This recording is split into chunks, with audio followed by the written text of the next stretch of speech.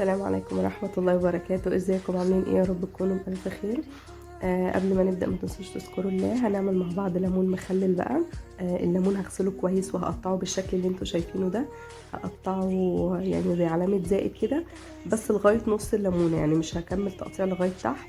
وهنا في المية المغلية حطيت الليمون بتاعي وهخليه ياخد غلوتين كده، لان انا مش عايزاه يستوي بسرعة. انا هياخد معاكم وقت لغايه ما تاكلوه، مثلا من 5 ايام لاسبوع. ومعايا ده العصفر بقى، ومعايا معلقه كبيره من حبه البركه. وبعد ما الليمون بتاعي كده خد غلوتين على النار، طلعته وخليته يتصفى خالص من الميه. انا مش هرمي الميه بتاعه الليمون، وبعدين هحشيه بالشكل اللي انتوا شايفينه ده. وهبدأ بقى اجيب البرطمان بتاعي وهرص فيه الليمون كده، بس هخلي يعني الفتحة بتاعته لفوق. البرطمان اللي معايا كان كبير شوية، لان البرطمان الصغير كنت مخلله فيه خيار. بالشكل ده كده انا حطيت كمية الليمون اللي معايا كلها، بس يكون الفتحة بتاعتها وشها لفوق. وفي نفس الطبق بقى اللي كان فيه العصفر هحط بقى منه المية بتاعت الليمون، وهحط كوباية الا ربع من الملح.